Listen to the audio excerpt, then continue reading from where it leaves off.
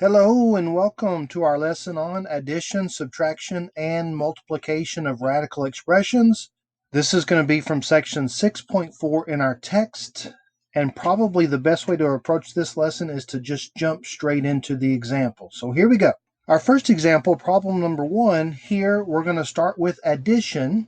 What you need to know is that in order to add radical expressions, the radicals have to have the same index and the same radicand.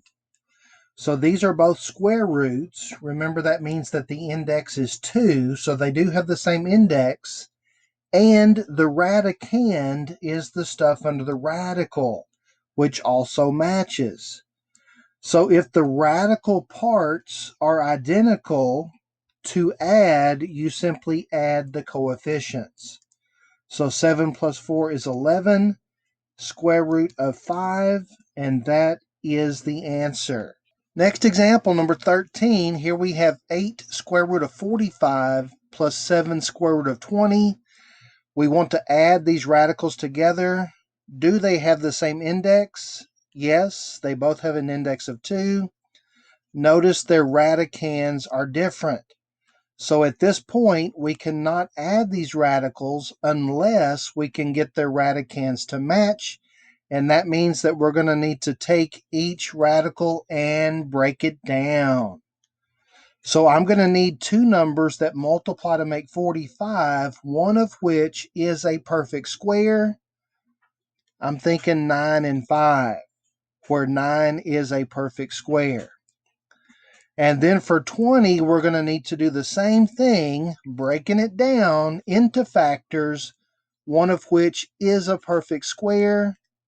I'm thinking 4 and 5. So what's going to happen here is the factor that is a perfect square is going to get to come out of the square root.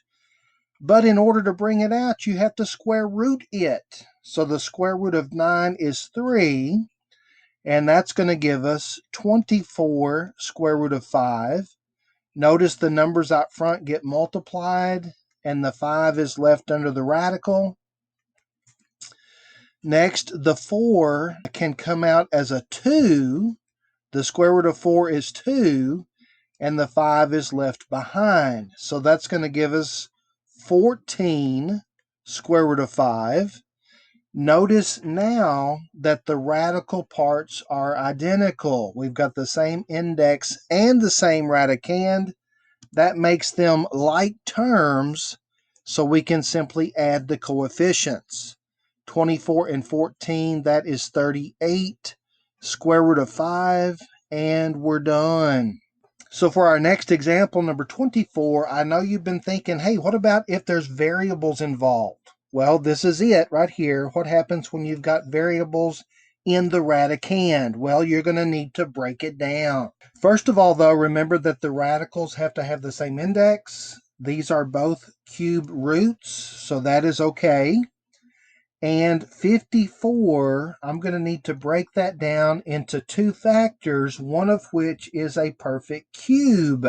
Since we're doing the cube root, we're needing cubes. And I happen to know that 54 is 27 times 2. 27 is a perfect cube. And the x comes along for the ride. So at this point, we've got the cube root of 27 times 2x. Now for the other radical, notice that the x's exponent is greater than the index. And so that means I'm going to be able to pull some x's out. So the way that you simplify the variables is you take the exponent divided by the index. How many times does 3 go into 4? Well, it goes one time. That's the quotient. And it's going to have a remainder of 1. So the quotient is how many x's can come out. We can bring out x to the 1, which is x. And the remainder is how many x's are left. So we're going to have x to the 1 left over. And I didn't do anything with the 2 because 2 can't be broken down into factors, one of which is a perfect cube. Well, except for 1 and 2, but that won't help us make any progress. So now notice that we have the same radicand here, the 2x, and the 27 is going to get to come out. The cube root of 27 is 3. So we're going to have 3 cube root of 2x minus x cube root of 2x. Again, notice what I have achieved here is I now have the same radical stuff. The radical pieces are identical. And so if the coefficients were like terms, I could then subtract them, but they're not. So one of the things you can do, since this is 2 terms, is you can factor out the common factor of the cube root of 2x.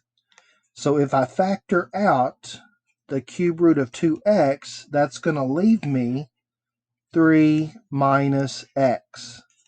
And that is one step of simplification that you need to know how to do. All right, next example, number 29. Here we have 3 radical terms, and we're going to need to combine like terms if possible. At this point, the radicals all have the same index. Notice that these are all cube roots, but the radicands are not the same, so we're going to need to try to break it down. Remember, when we're breaking these down, the index determines whether you need a perfect square, a perfect cube, so on and so forth.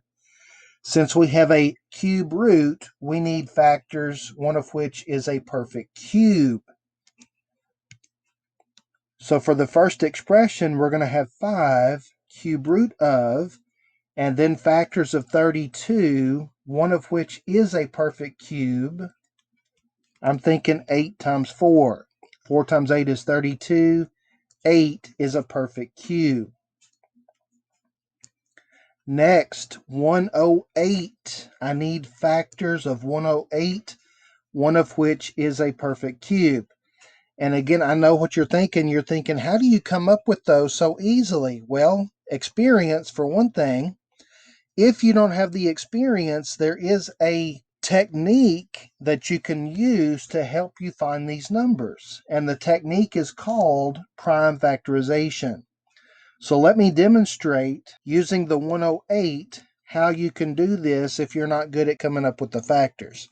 What we want to do is take the smallest prime number that will go into 108 and use it until it doesn't divide anymore.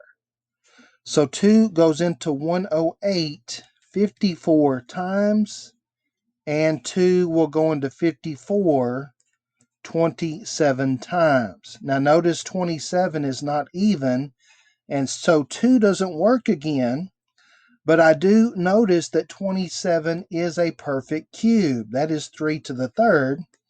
And so now I've got my factors. 2 times 2 is 4, and the 27 is the other factor. Okay, so check. 4 times 27 does make 108.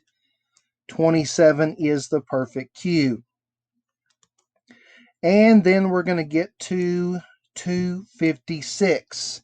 And again, that is a large number, so I'm going to demonstrate the prime factorization strategy again for helping you find the perfect cube. I know that 2 goes into 256 because it's even, and that's going to go 128 times. And then 2 works again 64 times. Hey, guess what? 2 works again, but I'm going to stop there because I realize 64 is a perfect cube. 64, that is 4 to the third. So again, I've got my factors here. 2 times 2 is 4, and the other factor is 64. 64 is the perfect cube. Now, there is a little secret you can look for to also help you determine what the factors are going to be. Notice in the first problem, the 8 was the perfect cube, and the other factor was 4. Since these problems are designed to work out, that means most likely the other radicals are going to have a 4 left over. So that also is a little secret there. It doesn't work every time, but it can help you maybe figure out easily what the factors of the remaining expressions are. All right, so now let's simplify, taking out the perfect cubes. The cube root of 8 is 2. 2 times 5 is 10. And so we're going to have 10 cube root of 4. Next, the cube root of 27 is 3. We're going to have 3 cube root of 4.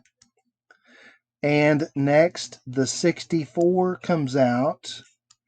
The cube root of 64 is 4. 4 times 2 is 8. So that's going to leave me 8 cube root of 4. And now if you look at what we've accomplished, we now have the same radical stuff for every term, and the coefficients are all numeric, so we can combine like terms. And my final answer is going to be 10 minus 3, which is 7, and then added to 8 is 15, cube root of 4, and we're done. All right, so for our next example, number 32, if you look at this looks like a monster. But I'm going to see if I can help you use your, math intuition to help you make the work a little bit easier. In the previous example, I alluded to the fact that any, let's call it stuff, any stuff under the radical that's not going to simplify may indicate how the other radicals will break down. So what I notice here at the back is I notice that this is the fourth root of 5x. 5 obviously doesn't have any factors that are going to break down and give me something that's perfect to the fourth power. And the x's power, the exponent, is 1, which is not greater than the index, so that x is not going to be able to simplify. And so this probably indicates that the other two radical expressions are going to have a 5x remaining. So let's see if that plays out here. Using that knowledge, I'm thinking that I can divide 80 by 5 and get the other factor. So what is 80 divided by 5? Well, that is 16. 16 times 5 is 80, x to the 5th. And it just so happens that 16 is 2 to the 4th. So that's going to simplify nicely. The fourth root of 16 is 2. Notice also that the exponent of the variable is greater than the index, and so that means that I'm going to get to bring out some x's also. So remember, the way you figure that out is you take the exponent divided by the index. The quotient is how many x's get to come out. The remainder is how many x's are left over. So 4 goes into 5 one time with a remainder of 1. That means that 1x gets to come out. 1x is going to be left over. So if I go ahead and write that radical expression simplified, that's going to be 2x, fourth root of 5x. Next, again using this knowledge about the 5 being the remaining factor, I think I'm going to try to break 405 down as something times 5. And if you're not good at this mentally, you can certainly use the calculator. But I think that's not too bad. 5 goes into 48 times, and then 5 goes into 5 one time. So I think that's 81 times 5 makes 405. And 81 is 3 to the 4th power. So the 81 is a perfect 4th power, and that's going to come out as a 3. The fourth root of 81 is 3. Again, for the variable, the exponent is greater than the index, so we're going to divide the exponent by the index to determine how many x's come out and how many x's are left over. 4 goes into 9 two times with a remainder of 1. And so that means that I'm going to get to take 2 x's out two factors of x would be x squared, and we're going to have left over the fourth root of 5 and an x. A 5x will be left over. And then if I go ahead and bring down the remaining radical, that is not going to simplify. So it's just the fourth root of 5x. Now, look at what we've accomplished here. We have the fourth root of 5x, the fourth root of 5x, and the fourth root of 5x. The coefficients are not like terms. So what we're going to do is we're going to factor out the common factor of the fourth root of 5x in order to simplify this expression. And let's use green to do that. That's going to be the fourth root of 5x times 2x. If I take away from the second term, that's going to be minus 3x squared. And notice the last term, if I take away, it looks like I'm going to be left with nothing. However, remember when you're factoring out, you're dividing. So anything divided by itself is 1. So we will have a 1 left over. And that is going to be the final answer simplified to lowest terms. Now, for our next example, number 37, all of the previous examples up to this point have involved addition or subtraction. Now we're going to move into the multiplication part of the lesson. Here we have a monomial, which is the square root of 5x, that is being multiplied a binomial. So we're going to need to use the distributive property. So when you multiply radical expressions, it's kind of like a two-step process. You're going to multiply the coefficients together, and then if their radical parts have the same index, you're going to multiply the radicands. For the square root of 5, it has a coefficient of 1, and the 4 is a whole number. So we're going to multiply 4 times 1, which is 4, and the square root of 5 comes along. 4 doesn't have a radical part to multiply by the square root of 5.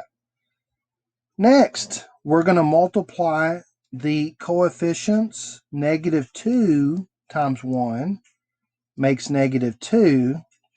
And since the radicals have the same index, we're going to multiply the radicands. 5 times 5 gives me a 25. And then you need to simplify if possible. 4 square root of 5 is already in simplest radical form. But for the second term, we can take the square root of 25, which is 5. Notice the radical disappears because we take the square root. And then we can multiply 5 times 2. So our final answer, simplified completely, is going to be 4 square root of 5 minus 10. Now you're in for a treat. It's time to bring in the Casio and show you that it does some of this stuff for you.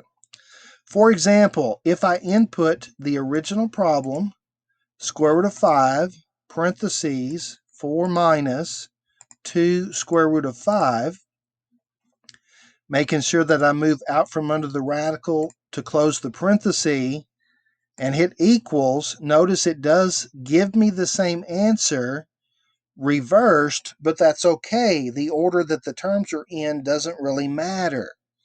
So the Casio ClassWiz is going to help you with these square root expressions. It's not going to do so good with the higher indexes like cube root, fourth root, fifth root, so on and so forth, but it does a fantastic job with the square roots. Now, since I didn't demonstrate that on number 1, let's go back to number 1 real quick and show you that you can input the problem, 7 square root of 5 plus 4 square root of 5, and it works for you. It can also do problem number 13 as well. We had 8 square root of 45 plus 7 square root of 20. And the calculator, you're going to notice that it does all of this simplification for you and gives your answer in simplest radical form. So the Casio ClassWiz is fantastic working with these radicals. Don't try to do this with the TI-83 or an 84. It's not going to display the answer in simplest radical form. That's why I highly recommend this particular model of calculator. And before I move on to the next example, I do want to demonstrate number 29, where we had cube roots that required simplification, and show you that it is possible to input it in the Casio, but don't expect it to work the cube roots for you. So we can have 5. Now to do a cube root, that's going to be shift square root. Notice it puts the little 3 up there. And 32 minus shift and square root, cube root of 108. Notice each time I have to move out from under the radical to do the next term, plus 2. Cube root of 256, fingers crossed. Nope, not gonna give you the answer you need. But what you can do is you can make a little note of this decimal approximation, input what you think the answer is, and see if it's the same decimal approximation. So the calculator is not going to do the work for you, but you can use it as a tool to verify that this answer is correct, okay? So if I input 15 cube root of 4 and get 23.811, get the same decimal approximation, that's going to make me feel really good about my work here. So 15 cube root of 4, bam.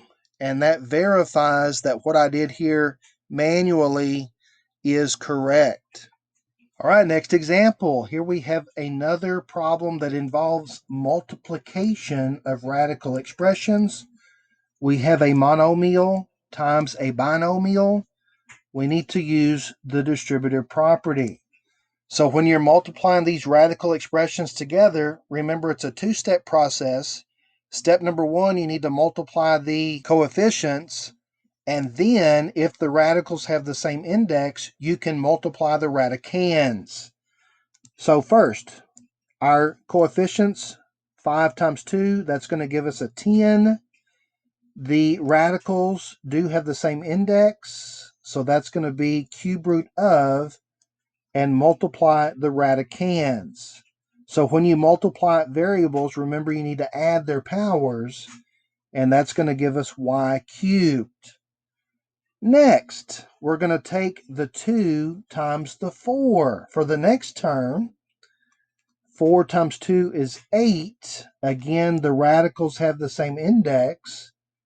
So we're going to have the cube root of y squared times y squared, which gives me y to the 4th.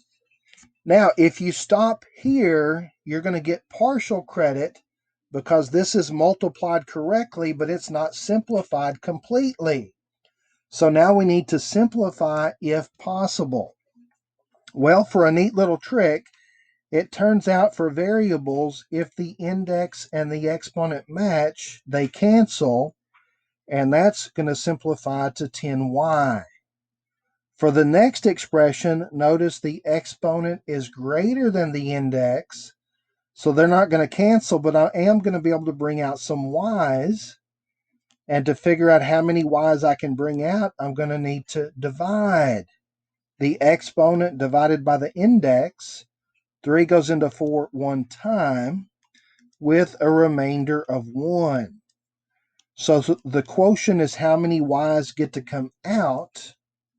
That means I'm going to get to bring out 1y, or y to the 1.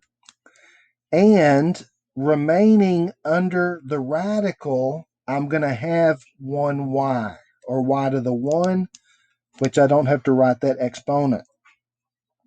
Again, at this point, you could stop here if you wanted to.